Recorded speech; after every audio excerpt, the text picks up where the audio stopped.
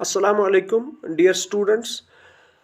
आज जो टॉपिक मैंने आपके लिए चूज़ किया है that is finite verbs and non finite verbs. आप देख रहे होंगे कि अगरचे आपके सिलेबस में पर्टिकुलरली 9, 10th, 11th और 12th की मैं बात कर रहा हूँ, आपके सिलेबस में डायरेक्टली ये चीज़ नहीं लिखी होगी finite verbs and non finite verbs, लेकिन 11th क्लास में पर्टिकुलरली एक चीज़ आती है आपको एग्जामिनेशन में, ट्रांसफॉर्मेशन ऑफ सेंटेंसेस और conversion of sentences from simple to compound and compound complex and complex to simple। तो वो चीज़ जो है उसके लिए सबसे पहले नॉन फाइनाइट वर्ब्स को समझने की अच्छी तरह से ज़रूरत है। तो सबसे पहले आप ये कोई अच्छी तरह पता होना चाहिए कि what's a finite verb. So finite verb क्या चीज़ है? Finite verbs are verbs that have subjects. मतलब फाइनाइट वर्ब जो है it has relation, it is directly related to the subject. Verb is related to the subject, ये चीज़ है। तो इसमें आपको ये चीज़ मिलेगी। और दूसरा है and it indicates grammatical tense, person, number. तो वर्ब जो है इससे हमें पता चलता है, फाइनाइट वर्ब से हमें पता चलता है कि इसका टेंस क्या है और ये कौन सा पर्सन है, because it's affected by the person. If the person change the form of the verb और द फाइनाइट वर्ब जो इसकी स्पेलिंग है इसमें चेंज आ सकती है। अगर नंबर चेंज हो जाएगा तो उसमें भी चेंज आ सकती है। So it is directly affected by the subject. ये आपको ज़्यादा बेहतर एग्जाम्पल से समझ आ सकता है। जैसे आप पहली एग्जाम्पल ले लीजिए, they went to the mall today. They went, तो इसमें जो वर्ब वेंट है ये कौन सी फॉर्म है? Past form, present form, past form, past participle form, first form, second form, third form, simply जो हम कहते हैं।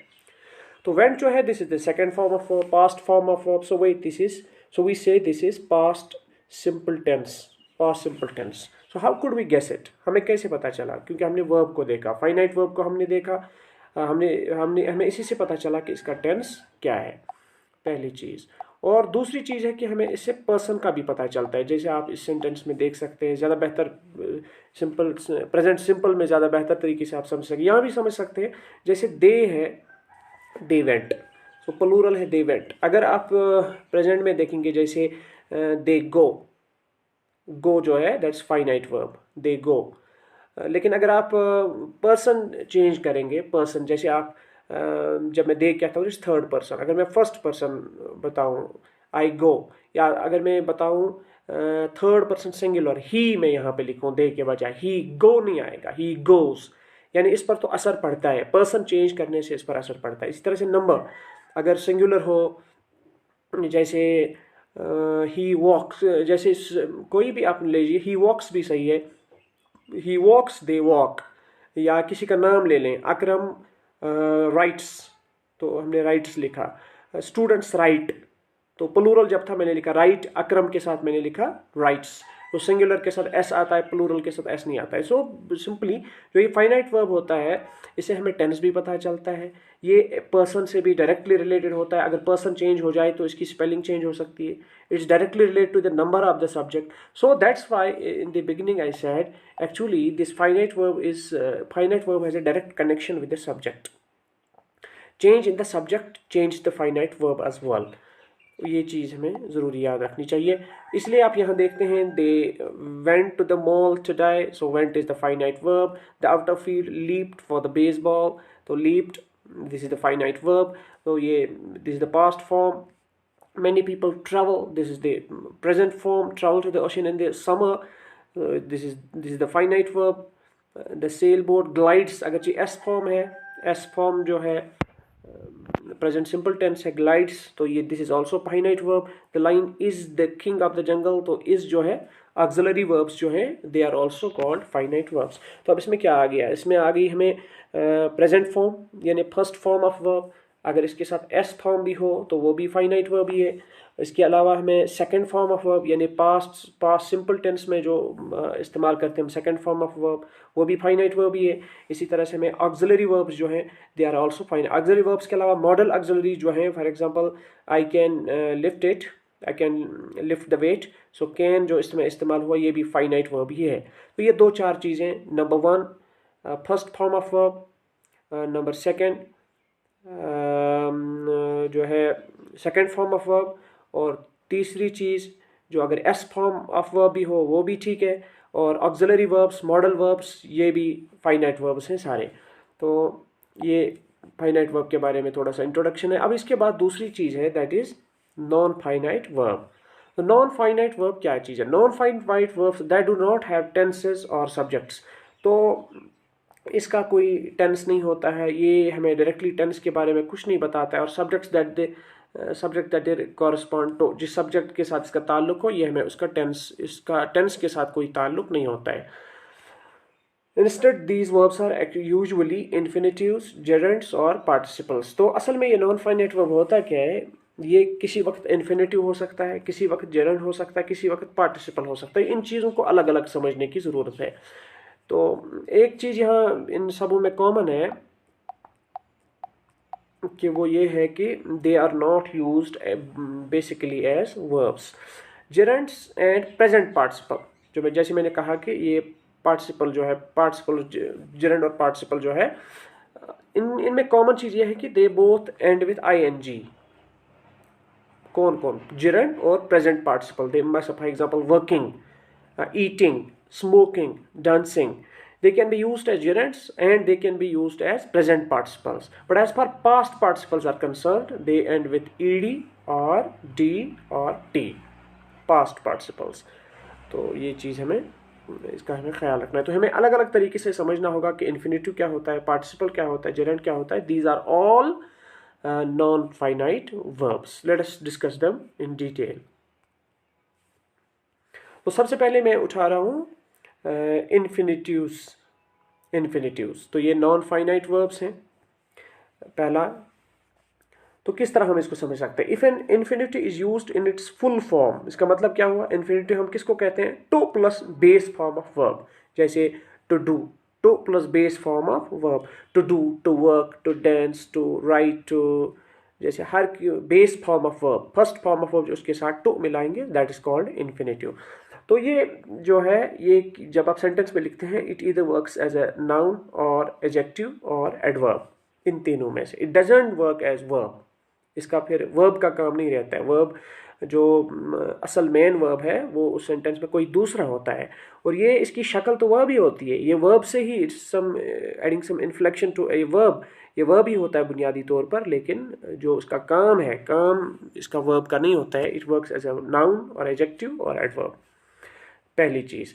दूसरी चीज़ ये है कि बेयर इन्फिनेटिव भी किसी वक्त हो सकता है, लेकिन बेयर इन्फिनेटिव को आप किसी भी सूरत में फर्स्ट फॉर्म ऑफ वर्ब से कंफ्यूज नहीं करेंगे, क्योंकि बेयर इन्फिनेटिव जो है, this is also non finite verb. लेकिन फर्स्ट फॉर्म ऑफ वर्ब अगरचे शक्ल में सेम है, first form of verb is a finite verb and bare infinity is an non finite verb. तो प्लीज़ आप इसको अच्छी तरह से पढ़िए। कुछ एग्जाम्पल जो मैंने लिखी हैं, हो सकता है इससे आपको मदद मिल जाए, लेकिन आप इसको थोड़ा सा डिटेल में पढ़िए। So what is this? This is base form of verb without to. तो इट्स विदाउट टू। जैसे हमने कहा था to run, to write, to do, to work, लेकिन जब हम बेयर इन्फिनिटी कहते हैं, it's only work, write, smile, dance, etcetera. तो इसमें क्या चीज़ इंपॉर्टेंट है, वो ये है कि बेयर इन्फिनेटिव्स ऑफ नॉन और these are non finite verbs, ये जो पता है, are used in conjunction with modal auxiliary. तो ये मॉडल के साथ इस्तेमाल होता है। जैसे फॉर एग्जांपल एक सेंटेंस में आपको बताऊं, आई कैंट स्विम येट। तो इसमें दो वर्ब्स इस्तेमाल हुए हैं, कैन और स्विम। तो कैन मॉडल ऑक्सिलरी है, ये मैंने पहले ही बताया था, it's a finite verb. I can't swim yet, तो स्विम जो है it follows the modal auxiliary, so we say it's in conjunction with modal auxiliary, ये इसके साथ मिला हुआ है, can't swim yet. So it's a non-finite verb which are considered the finite verbs। तो मॉडल वर्ब जो मैंने आपको पहले ही बताया, मॉडल कैन, मे, माइट, ये सब जो हैं, विल, वुड, शैल, शुड, तो ये सारे जो हैं, these are finite verbs and bare infinitive that follows the model verb, that is non-finite verb। Examples में ज़्यादा बेहतर तरीके से ये चीज़ समझी जा सकती है। जैसे मैंने लिखा है, to run is often tiresome, दौड़ना थकान भरा काम है। सो इसमें क्या हुआ है, टू रन जो है, the infinitive to run function is noun, तो इसमें ये नाउन के तौर पर, सब्जेक्ट के तौर पर इस्तेमाल हुआ है। To run is often tiresome. So हम कह सकते हैं वह जो इज इसमें है ऑक्सिलरी वर्ब, हालांकि रन जो है असल एक्शन तो यही दिखती है, but it works as a subject, it works as a noun, so हम कह सकते हैं it's an infinitive. And is auxiliary verb, this works as finite verb. To run is non finite verb, is finite verb. तो ये इसमें फ़र्क है. तो दूसरी दो एग्जाम्पल आप देखिए. It takes a while to learn to write. It takes a while, तो इसमें टेक जो है इट्स ऑलरेडी ए वर्ब. तो इसमें क्या हुआ है कि टू लर्न जो है इट्स इन्फिनेटिव, और टेक्स जो है this is the main verb. So takes जो है this is finite verb, and to learn to write दोनों जो हैं these are non finite verbs. तो इसमें क्या है, ये जो फ्रेज इस्तेमाल हुआ है to learn to write, it functions as an adjective. It modifies while, it functions as an adjective, so we can say it is a non-finite verb. So इसी तरह से मैंने पहले ही बताया था I can't swim, तो इसमें जो है दो हैं, can model auxiliary, swim it's an bare infinitive. ये to swim नहीं है, प्लेन जो है टू के बगैर जब हम फर्स्ट फॉर्म लिखते हैं it becomes bare infinitive. Bare swim जो है it relies on the finite auxiliary verb can to complete the statement. So इसलिए हम कह सकते हैं कि स्विम जो है this is non finite and can is finite verb. तो अगली चीज, दूसरी जो इसकी किस्म है वो है जिरंड. जिरंड भी नॉन फाइनाइट वर्ब ही है. तो इन्फिनेटिव भी नॉन फाइनाइट वर्ब है, जिरंड भी नॉन फाइनाइट वर्ब है. तो जिरंड क्या है, it's actually ing form of verb. It is actually ing form of verb. तो जब आप इंक फॉर्म ऑफ वर्ब कहते हैं तो दिखने में तो ये वर्ब लगेगा, but it functions as noun.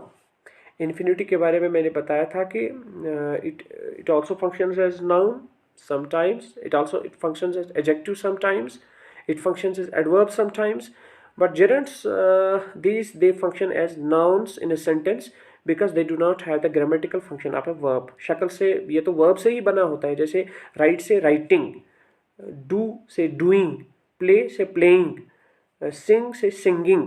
तो बनता तो ये verb से ही है, but it functions as noun. It functions as noun. So ऐसे को हम gerunds कहते हैं. जैसे seeing the ocean for the first time is incredible. Seeing, this is a gerund because it's used in place of a subject. It's used as a noun. So reading books is often very enjoyable. तो reading जो है it's a gerund. इसमें आप अगर आप देखेंगे दोनों sentence में, अगर आप देखेंगे सीइंग द ओशन, सीइंग अगर gerund है और नॉन फाइनाइट वर्ब है, इसमें इज जो यहाँ पर इस्तेमाल हुआ है तो ये है फाइनाइट वर्ब है, ऑक्सिलरी वर्ब है. रीडिंग बुक्स, तो रीडिंग जो है it's a gerund, so it's a non finite verb, और इज इसमें आया है auxiliary verb, this is a finite verb. So ये इंपॉर्टेंट चीज़ है. तो दो हमने पढ़ी. तीसरी चीज़ है पार्टिसिपल्स, जो मैंने, ये भी नॉन फाइनाइट वर्ब्स हैं. तो पार्टिसिपल्स लेकिन प्रेजेंट पार्टिसिपल भी है, पास्ट पार्टिसिपल भी है.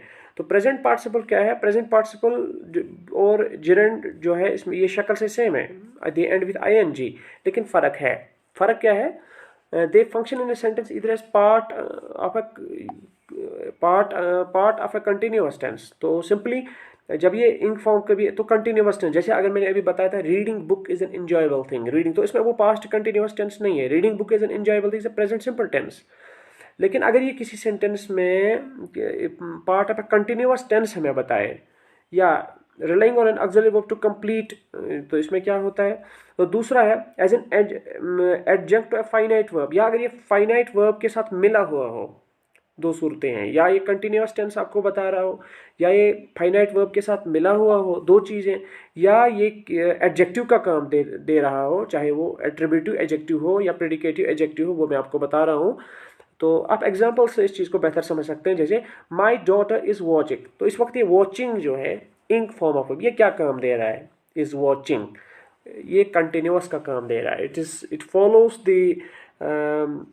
This auxiliary verb is relying on the auxiliary verb to complete. तो ये ऑक्सिलरी वर्ब के साथ, अगर इसके साथ ऑक्सिलरी वर्ब नहीं होगा, जैसे फॉर एग्जाम्पल मैं लिखूंगा my daughter watching me work, तो ये फिर कंप्लीट सेंस तो नहीं देगा. It's related to in such cases when it shows the continuous tense, so it is then related to the auxiliary verb, it is then it relies on it, it depends on it for completing the sentence. So my daughter is watching me work, so in this it's present participle and it's used in the present continuous tense. So watching is used with is to form the present continuous tense. पहली example. दूसरी में the car sat rusting, the car sat rusting in the driveway for over year. तो इसमें क्या है, the car sat, sat इसमें already एक verb आया है, रस्टिंग इसमें दूसरा वर्ब है। तो इसमें मेन वर्ब सैट है, द कार सैट रस्टिंग, वो पड़ी हुई थी और उस पर वो रस्ट चढ़ी हुई थी, द कार सैट रस्टिंग। तो इसमें सैट मेन वर्ब ऑलरेडी है, इट्स फाइनाइट वर्ब। लेकिन नॉन फाइनाइट वर्ब इसमें रस्टिंग है, इट्स द इंक फॉर्म, जो मैंने अभी बताया कि ये नॉन फाइनाइट वर्ब है, प्रेजेंट पार्टिसिपल है। तो इसमें काम क्या दे रहा है ये हमें असल में देखना है। So rusting is used as conjunction with the finite verb. तो इसका ताल्लुक सैट से है, सैट रस्टिंग। तो ये दो वर्ब्स आपस में मिले हुए हैं। So rusting is connected. The car sat complete में, लेकिन अगर हम लिखेंगे the car rusting in the driveway for over a year, तो इसमें कंप्लीट सेंस नहीं है। So it is directly related with the finite verb sat to indicate a parallel activity. ये चीज़ है। और फिर अगली चीज़ जो हमें समझनी चाहिए वो है कि वो ये जो एग्जांपल मैंने अभी आपको बता दी, हाँ, द बुक इज एंगेजिंग। तो इसमें क्या है, इसमें इज आया है और एंगेजिंग, एंगेजिंग भी आया है, इज भी आया है और एंगेजिंग भी आया है। सो इज मैंने बताया ऑक्सिलरी वर्ब फाइनाइट वर्ब होता है, और एंगेजिंग जो है इट इज प्रेजेंट पार्टिसिपल। तो इसमें ये क्या, द बुक इज एंगेजिंग, क्या ये कोई प्रेजेंट कंटिन्यूअस का काम है? नहीं, बल्कि किताब बड़ी दिलचस्प है। तो it works as an adjective. Engaging function is a predicative adjective following the finite linking verb is and modifying book. तो ये किताब के बारे में हमें एक इसकी खासियत बता रहा है, the book is engaging, it works as an adjective and it is present participle in form. तो ये इसमें तीन चीज़ें थी जो आप फिर से रिवाइज करके अच्छी तरह से समझ सकते हैं। तो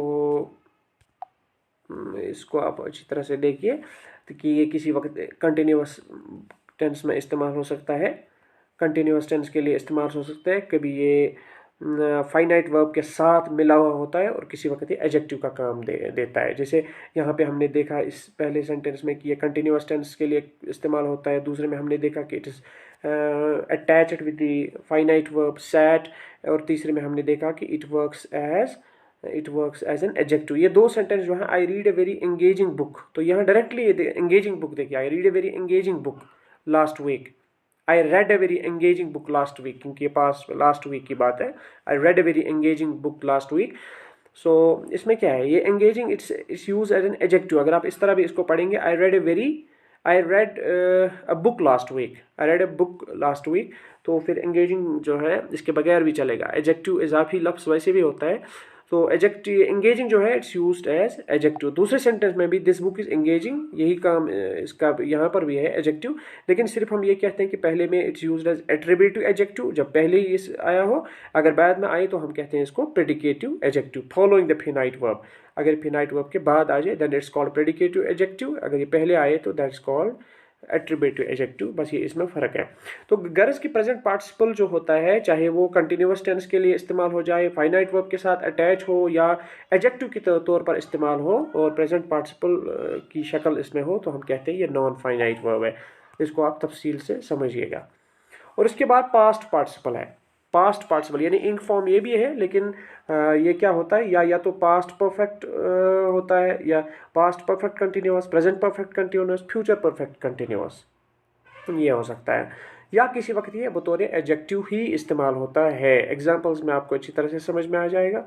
एडजेक्टिव बतौर एट्रीब्यूटिव एडजेक्टिव या प्रेडिकेटिव एडजेक्टिव, ये मैं अभी फिर से रिवाइज कर रहा हूँ। मसलन आप देखिए, it's important to note that non-finite past participles and finite past verbs, तो सिंपली मैं आपको बताऊं कि पास्ट पार्टिसिपल जो है, पास्ट पार्टिसिपल जो है और पास्ट टेंस जो है यानी पास्ट सिंपल जो है, इसकी अक्सर शक्ल सेम होती है, या वो डी से एंड होता है या ईडी से। जैसे मैं आपको बताऊंगा, आप कोई एग्जांपल ऐसी ले लीजिए जिसमें ये चीज़ हो, जैसे वॉक है, I walked, he has walked, they had walked. तो इसमें आप देखते हैं कि second form I walked, second form he has walked, तो थर्ड फॉर्म इस्तेमाल, सेकंड फॉर्म और थर्ड फॉर्म वॉकड सेम है।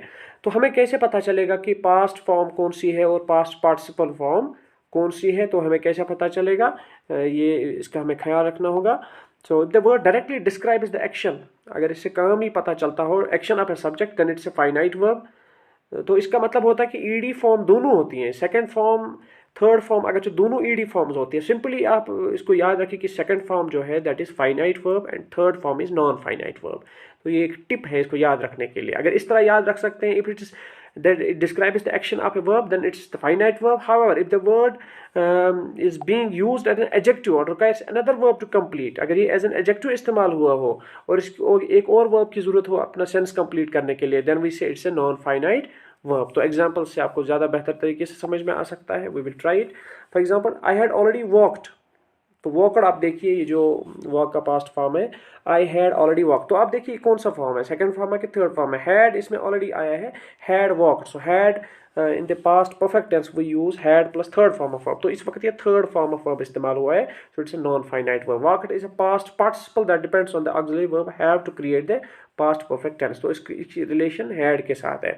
तो अगर आप देखिए जो मैंने पहले बताया था कि जो फाइनाइट वर्ब है वही हमें टेंस बताता है, और इनफाइनाइट जो नॉन फाइनाइट वर्ब है ये हमें टेंस नहीं बताता। जैसे हम लिखेंगे I already walked for many miles, तो इसका टेंस ये हमें टेंस नहीं बताएगा, इट्स नॉट पॉसिबल। हैड से पता चलता है हमें इसका टेंस, ये चीज़ बड़ी इंपॉर्टेंट है। इसीलिए फिर दूसरी एग्जांपल है दोज क्लोथ्स आर वॉश्ड। तो इसमें क्या है, वॉशड क्या है, कौन सी फॉर्म है ये, हालांकि वॉश वॉश्ड वॉश्ड दूसरी फॉर्म यही है, तीसरी भी यही है।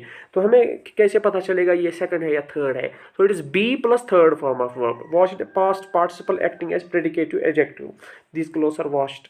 तो हम कह सकते हैं कि आर जो है auxiliary verb, this is a finite verb, and washed जो है this is non finite verb.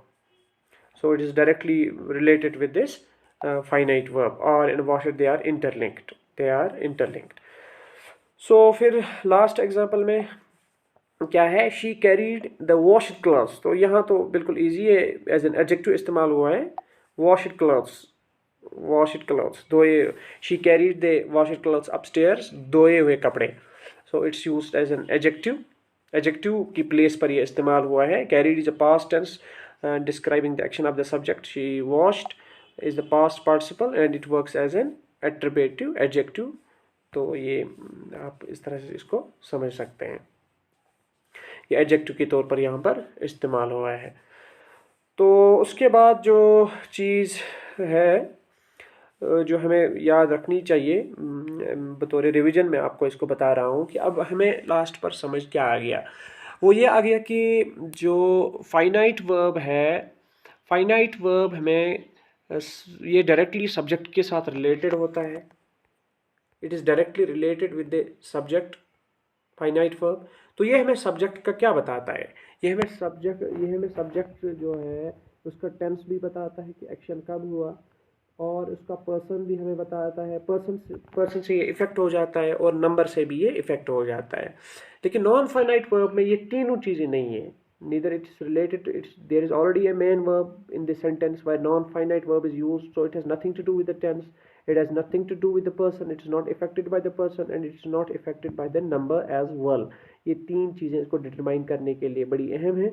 आप इनको पढ़िए, दोहराइए, ताकि ये चीज़ आप समझ सकेंगे, ताकि जब हम इसके बाद फिर ट्रांसफॉर्मेशन ऑफ सेंटेंसेस या कन्वर्जन ऑफ सेंटेंसेस पढ़ेंगे आपको इसमें मुश्किल पेश नहीं आएगी। Thank you very much.